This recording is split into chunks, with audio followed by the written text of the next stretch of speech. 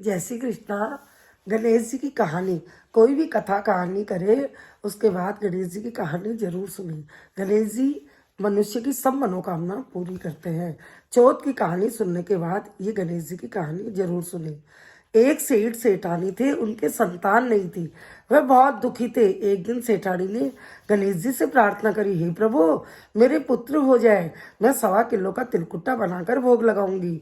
गणेश जी ने प्रार्थना सुनी और उसके 9वें महीने सुपुत्र हो गया। पुत्र बड़ा हो गया। सेठानी ने फिर कहा, गणेश जी महाराज मेरे बेटे की शादी हो जाए तो मैं 5.25 किलो तिलकुट्टे का भोग लगाऊंगी। अब बेटे की शादी भी हो गई, इसने भोग नहीं लगाया। फिर सेठानी बोली, मेरे पोता हो जाए तो मैं 7.25 किलो का तिलकुट्टी का भोग लगाऊंगी। सेठानी भूल गई।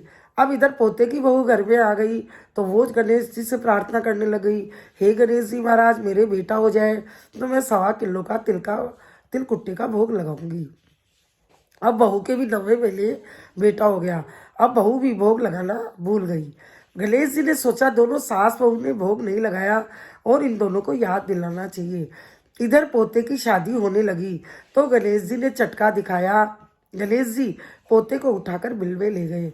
सारे परिवार वालों ने ढूंढा, कहीं नहीं मिला और पूरे गांव में हल्ला हो गया। फिर बिलवे से आवाज आई, चड़क चू गणेश जी के गहने छू। परिवार वालों ने आवाज सुनी और पंडित जी को बुलाया, पूछा ये आवाज कहाँ से आ रही है। पंडित जी ने ध्यान से सुना और बताया कि ये आवाज बिलवे से आ रही है।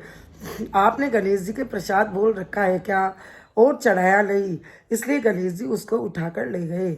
आप गणेश जी के तिलकुट्टे का भोग लगाओ और माफी मांगो तो गणेश जी पोते को छोड़ देंगे।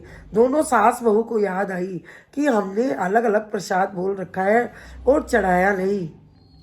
सेठानी ने 11.25 किलो का तिलकुट्टा बनाकर भोग लगाया और माफ़ी मांगी गणेश जी से। गणेश जी खुश हो गए और पोते को बाहर छोड़ गए। पोते की शादी खूब धूमधाम से हो गई। सब बहुत खुश हो गए।